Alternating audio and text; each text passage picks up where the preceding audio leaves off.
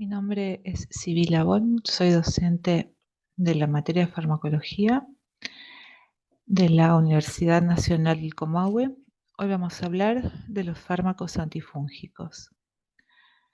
¿Cómo va a ser el desarrollo de la clase? Va a haber una introducción, vamos a hablar de la clasificación de los fármacos, vamos a desarrollar los antifúngicos y les voy a hablar de algunas novedades que les pueden ser de interés el día en esta fecha. Bueno, sabemos que los antifúngicos son enfermedades que se han incrementado en los últimos años por haber un incremento en el número de pacientes inmunodeprimidos.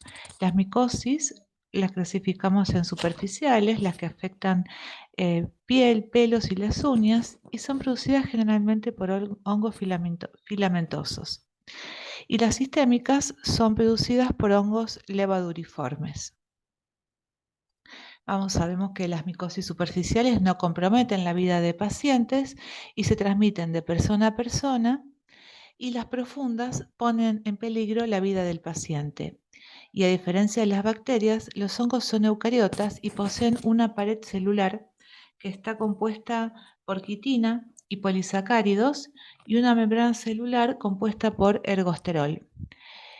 Y los hongos son resistentes a los fármacos que utilizamos en el tratamiento de las infecciones bacterianas, por eso usamos fármacos específicos.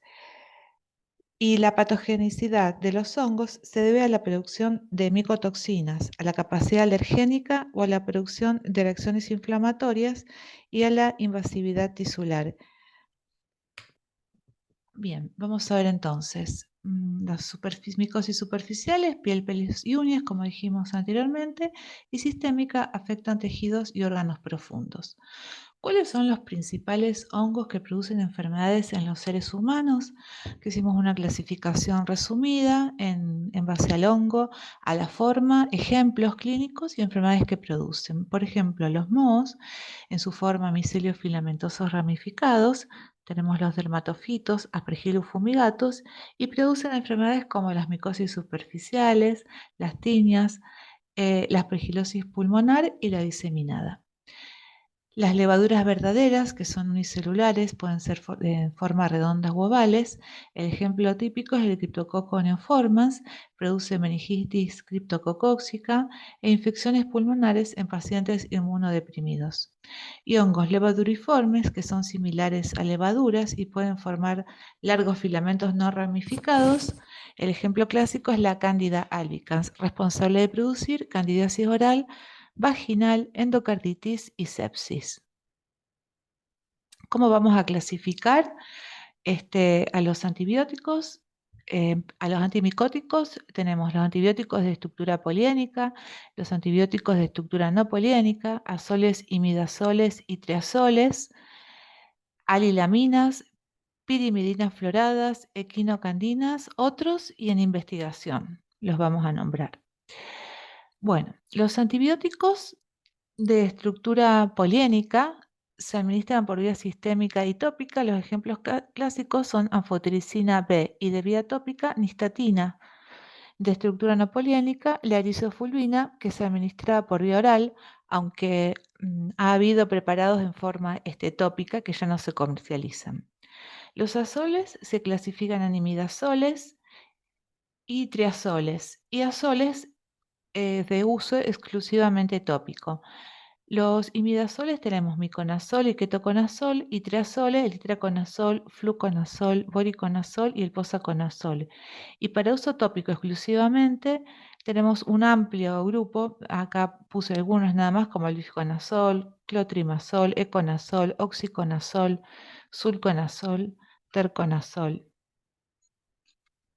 En otro grupo 3 tenemos las alilaminas, la morolfina, terbinafina, butenafina y naftifina, las pirimidinas floradas, flucitosina, las equindocandinas, la caspofungina. Otros entran el clioquinol, tolnaftato, ácido undesilénico, ciclopilox, que son para uso tópico, y el bioduro de potasio, que es para uso sistémico. Y en investigación tenemos los inhibidores de la quitina sintetasa, las polioxinas y nicomicinas. los azoles como el rabuconazol y el isabuconazol y las pradimicinas. Ahora vamos a ver los lugares de acción de cada uno de esta familia de antimicóticos que nombramos.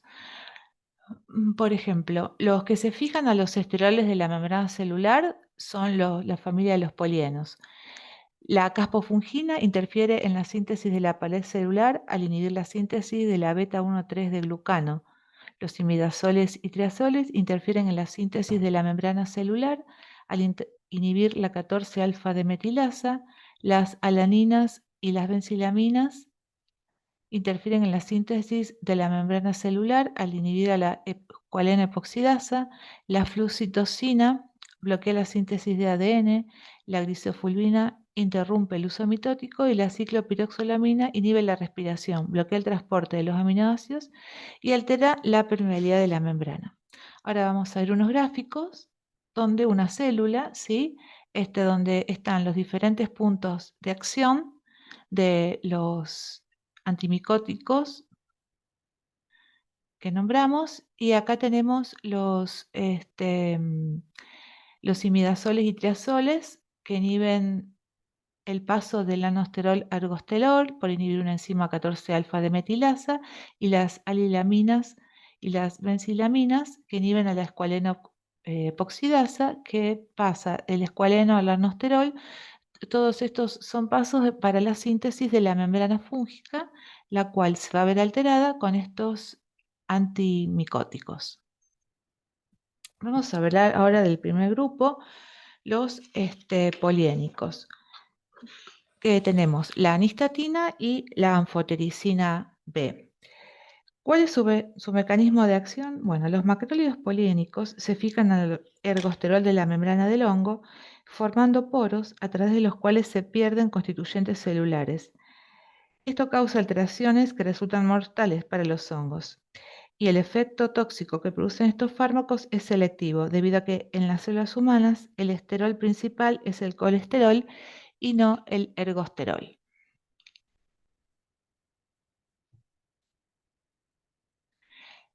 Vamos a hablar específicamente de la anfotericina B. Fue el primer fármaco antimicótico introducido en el año 1958. Tiene una estructura de la molécula que está formada por una porción hidrofílica de varios carbonos hidroxilados y una porción hidrófoba que consta de 7 átomos de carbono unidos por doble enlaces y una cadena lateral de micosamina. Esta estructura la convierte en anfipática la molécula y va a ser responsable de su particular acción sobre las membranas. Puede comportarse como fungicida o fungistático y va a depender de la concentración del fármaco que alcance en el sitio de infección o de la sensibilidad del hongo. Como dijimos, se une a los esteroles de la membrana de células eucariotas, pero no a los de los procariotas como las bacterias. Sin embargo, es mayor su afinidad por el ergosterol de los hongos que por el colesterol de las células de mamíferos. Se fija al ergosterol y altera la permeabilidad de la membrana con salida de iones potasio, sodio e hidrógeno, y esto va a tener una acción letal sobre las células. Además, estimula el sistema inmunológico, sobre todo macrófagos, y esta acción podría contribuir a la acción fungicida y puede potenciar la acción de otros fármacos como la flucitosina y la rifampicina, aunque esta última es un antibiótico utilizado para bacterias. Bien, ¿cuál va a ser la actividad antifúngica de la anfotericina B? Bueno, se va a utilizar para muchas micosis sistémicas, a pesar que se han desarrollado nuevos fármacos. Por ejemplo, criptococosis, candidiasis, esporotricosis extracutánea, blastomicosis, coccidioidomicosis, paracoccidioidomicosis, histoplasmosis, aspergilosis y leishmaniasis. Varias cepas son resistentes, incluidas los dermatofitos.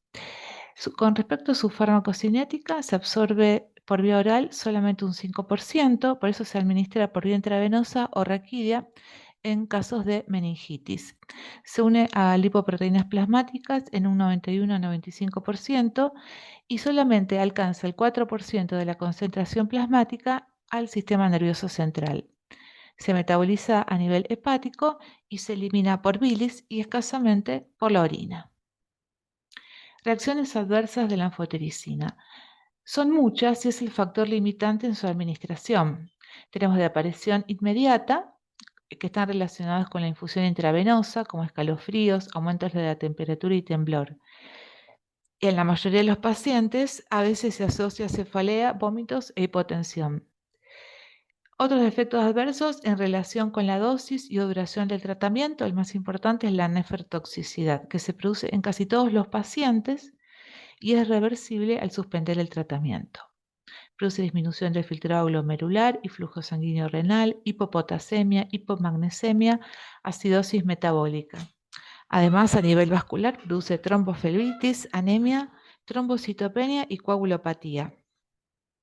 Se ha desarrollado una anfotericina B, la liposomal, que sería menos tóxica. Y para administrar la anfotericina B hay que estar entrenado y así disminuir los efectos adversos, sobre todo los inmediatos, en los pacientes que lo van a administrar. Entonces, las formulaciones que tenemos de la anfotericina B, tenemos formulaciones lipídicas como la anfotericina B liposómica, el complejo lipídico de anfotericina B y anfotericina B en dispersión coloidal. Son fármacos que hay que estar muy bien entrenados y son resorte de especialistas. La anfotericina B liposómica, en esta forma farmacéutica, se encuentra incluida en liposomas y se consigue así reducir su toxicidad conservando el espectro antifúngico. El complejo lipídico de anfotericina B, que está formado por concentraciones casi equimoleculares de la anfotericina B y lípido, es la mejor tolerada y permite administrar dosis más altas. Y la anfotericina B en dispersión coloidal es un complejo estable de anfotericina B y sulfato de colesterol. Logra concentraciones más bajas que la anfotericina B convencional. El otro fármaco dentro de este grupo de los polianos tenemos la anistatina, que tiene una estructura poliénica y acción antifungistática y fungicida. Tiene una estructura similar a la anfotericina B, carece de actividad frente a virus, bacterias y protozoarios. Y su espectro cubre varios hongos, pero por su toxicidad no puede administrarse por vía sistémica y se la utiliza en infecciones mucocutáneas producidas por especies de cándidas, por ejemplo en la boca, esófago y vagina. O sea que se utilizan en forma tópica. Además, se absorbe muy poco por vía oral y aparece en las heces. Y por esta vía, las reacciones adversas más frecuentes pueden ser náuseas, vómitos y diarrea. Y por vía tópica, a nivel de la piel, puede producir como efecto adverso ardor y prurito. ¿Y para qué la utilizamos? En candidiasis bujofaríngea, esofagitis intestinal y vaginal. La gliciofulvina es un antibiótico cuyo espectro antimicótico se reduce a dermatofitosis, producidas por Trichofiton microsporum y Epidermofito. No se utiliza para la pityriasis versicolor. La pityriasis versicolor es una enfermedad superficial de la piel que no es sensible a la gliciofulvina. Es fungistática e inhibe la mitosis, fijándose la tubulina de los microtúbulos del uso mitótico. Actúa sobre los hongos que están en reproducción. La acción en piel se mantiene con su administración sistémica, ya que tiene afinidad por las células precursoras de queratina en piel, pelos y uñas, haciéndose resistente a la destrucción del hongo. Y a medida que crece el nuevo tejido, lo va desplazando y eliminando al infectado. Por eso requiere varios meses de tratamiento. Por ejemplo, si lo vamos a usar en una micosis de cuero cabelludo, tinea, va a requerir que crezca nuevo pelo y eliminar el infectado. Lo mismo si lo vamos a administrar para alguna micosis de las uñas. Si el tejido, la uña no se regenera, o sea, no se cura la uña enferma, sino que tiene que crecer la uña nueva y reemplazar al tejido que ya está infectado. La glicofulvina se absorbe bien por vía oral y la absorción es mayor cuando lo damos con una comida grasa, por ejemplo leche, manteca, pan con dulce de leche, ya que va a aumentar la velocidad de absorción y la cantidad de absorción de fármaco absorbido. Tiene trofismo especial por piel y por anexos y glándulas sudoríparas. Sabemos que el estrato córneo queda libre del fármaco 2 o 3 días después de suspender el tratamiento, ¿sí? Por eso requiere que esté bien curada y que no haya más lesiones, ya sea en las uñas o en el cuero cabelludo, para suspender el tratamiento. Por ejemplo, en las uñas de las manos, hasta que se reemplace toda la uña, puede tardar 6 meses y en las uñas de los pies es mucho más largo, hasta que se reemplace toda la uña 10 meses aproximadamente. Y en cuero cabelludo promedio entre 45 y 60 días. Tenemos dos formas de preparaciones orales, la microcristalina y la ultramicronizada. Esta última consigue mayores niveles sanguíneos, la dosis se reduce a 1/3, pero esto no tendría ventaja adicional. Tiene un metabolismo hepático convirtiéndose en 6-metilglicerfulvina. Tiene una semivida de 24 a 30 horas, pero se recomienda administrarla cada 6 horas para lograr concentraciones más estables y reducir sus efectos secundarios. Es inductor enzimático y acelera el metabolismo de anticoagulantes orales, por ejemplo. Efectos adversos tienen molestias gastrointestinales, sequedad de boca, pérdida temporal del sabor. La cefalea cede luego de unos días de tratamiento.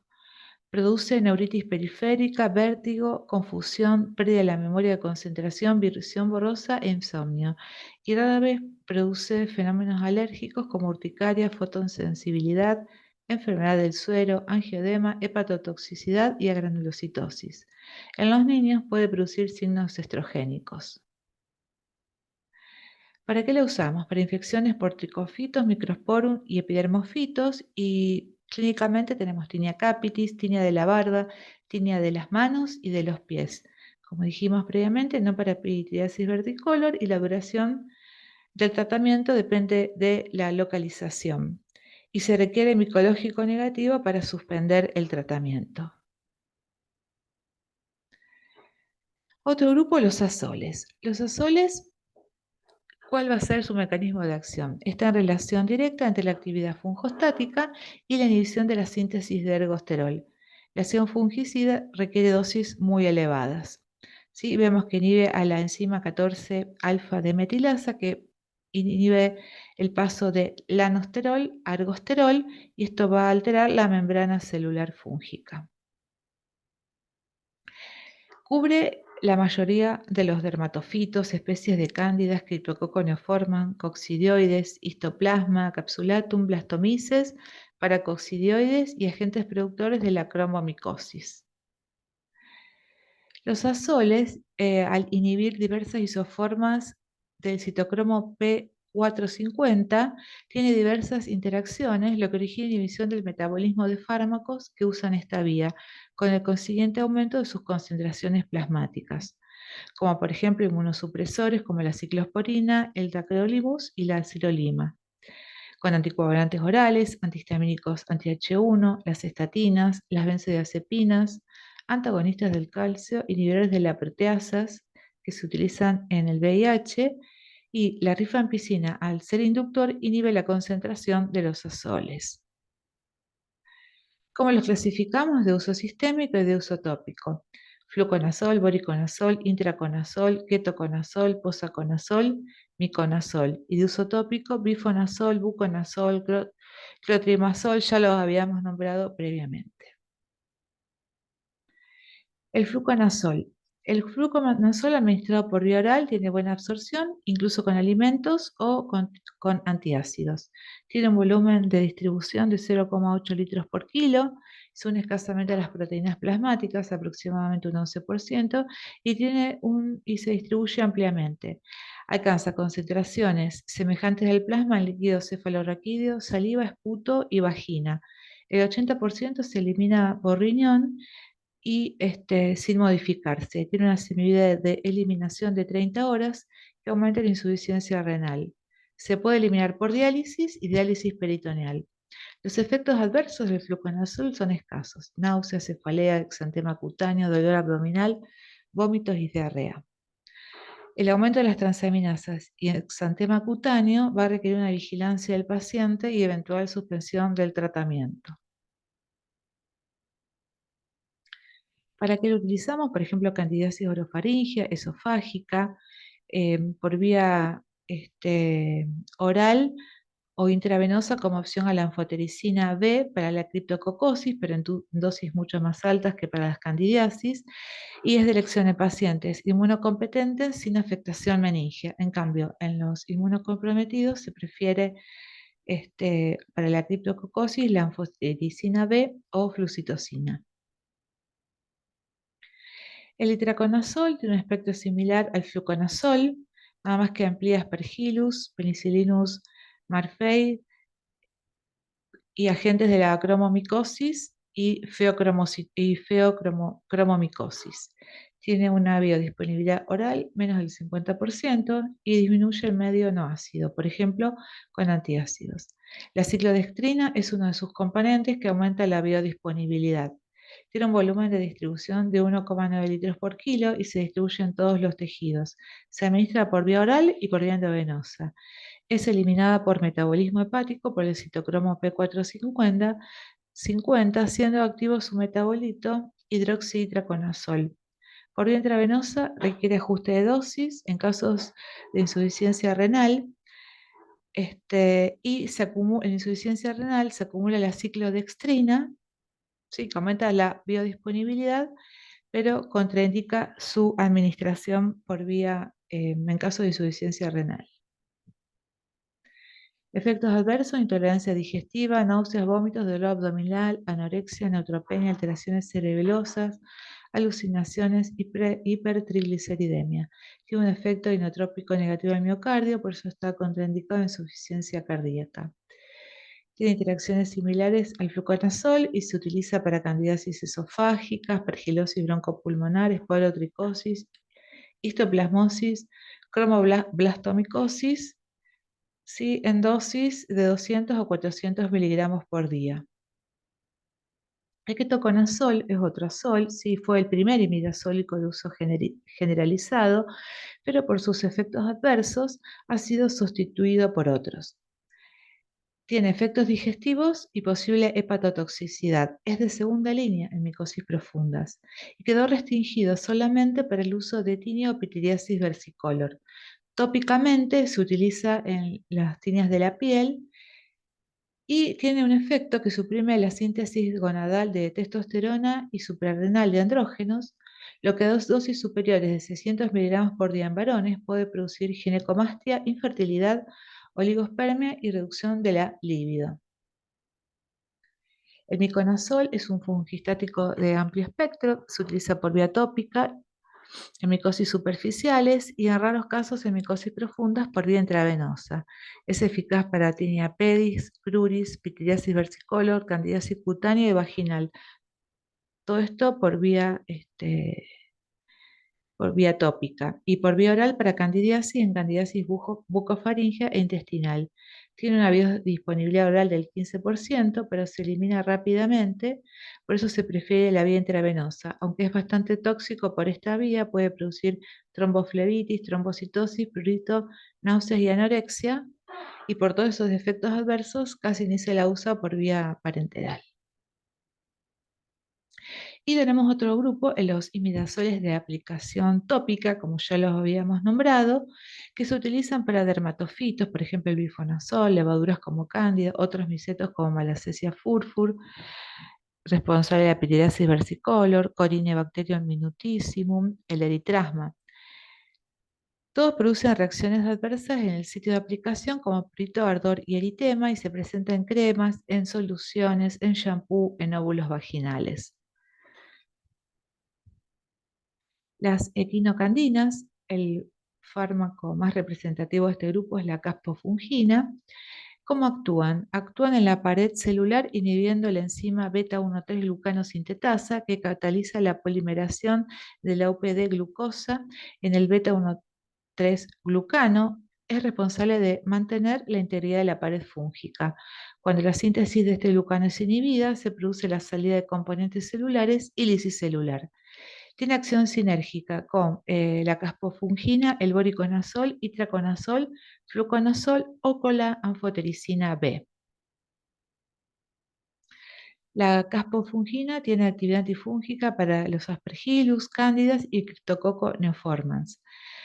Solo se administra por vía intravenosa, el 96% va unida a la albúmina plasmática, tiene un bajo volumen de distribución, 0,3 litros por kilo, se metaboliza en hígado por hidrólisis y en acetilación, dando lugar a metabolitos inactivos. Se elimina por heces y orina solo el 1,4% en su forma activa, tiene una vida media de 9 a 11 horas, no requiere ajustes en insuficiencia renal y en insuficiencia hepática no hay que administrarla o ajustar la dosis. ¿Qué efectos adversos produce la caspofungina? Bueno, es poco tóxica en comparación con otros antifúngicos.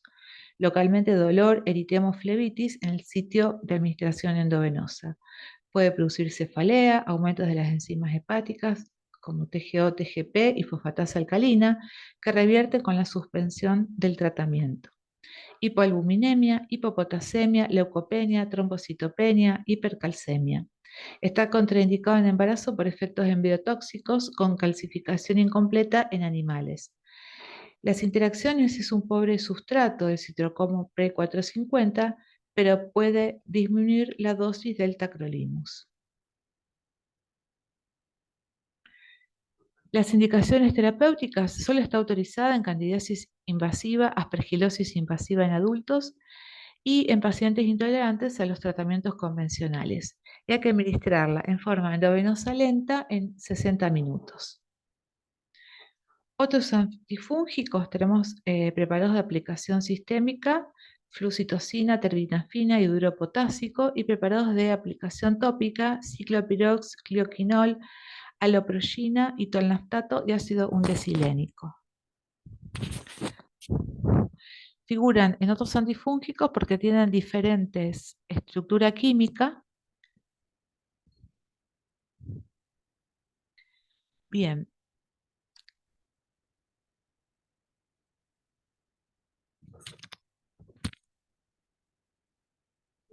La flucitocina es un derivado florado de la citosina que en las células fúngicas se convierte en fluorouracilo y que tiene acción sobre los ácidos nucleicos. Su selectividad por las células micóticas se debe a que las de los mamíferos no pueden transformarla en un producto activo. Se utiliza para los Cryptococcus neoformans, Candida albicans, germen que producen cromomicosis, algunas cepas de Cladosporium y Filaflora. Farmacocinética. Se absorbe por vía oral el 80%, escasamente se une a las proteínas plasmáticas. Se distribuye ampliamente, atraviesa la barrera hematoencefálica y alcanza el 80% de las concentraciones plasmáticas en el líquido cefalorraquídeo. Se elimina sin metabolizar un 60 o 80% por la orina. Y en casos de disminución de la función renal debe modificarse la dosis. Y por lo general se administra asociada a la anfotericina B.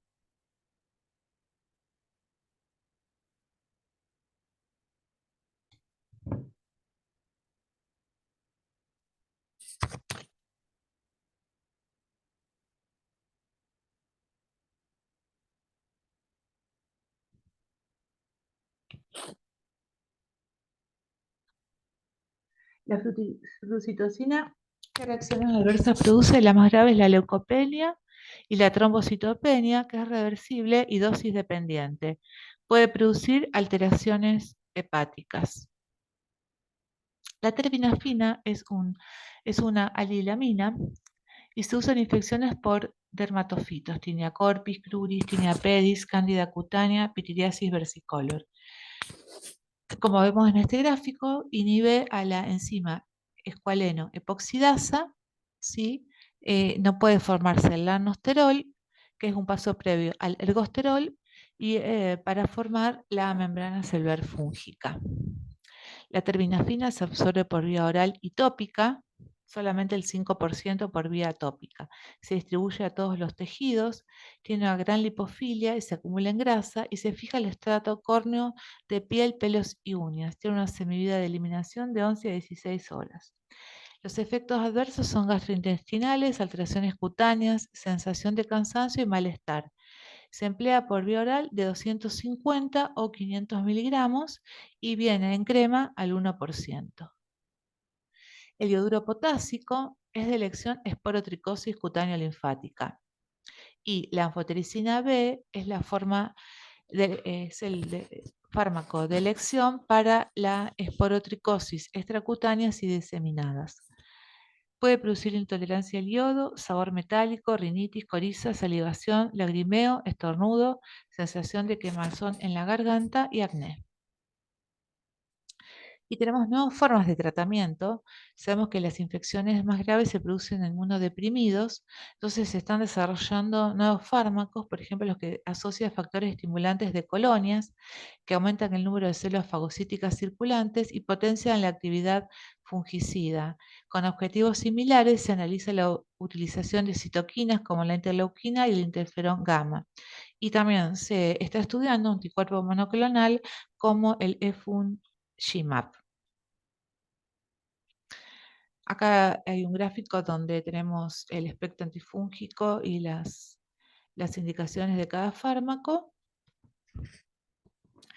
Y vamos a hablar un poquito de la tiña. Esto le quería comentar algunas novedades terapéuticas en relación a la tiña capitis, debido al aumento de la incidencia del Trichophyto tonsurans, debido al aumento de las barberías, ¿sí? Que se han puesto de moda este último tiempo, que no solamente son para cortar el pelo, sino para pasar un momento con los amigos y tomar una cerveza. Entonces se ha visto que aumentó la tiña por Trichophyto tonsurans y se vio, acá hay un artículo, ¿sí? En aspectos clínicos y alternativas terapéuticas, donde uno de los autores es el profesor Ricardo Negroni, que es un micólogo súper reconocido a nivel nacional. Pueden encontrar este trabajo y donde se ha visto que en Argentina la sensibilidad del Trichophyto tonsuran es alta para un antimicótico como la terbinafina, ¿sí? Solamente les quería nombrar esas novedades y le agradezco su atención. Muchas gracias.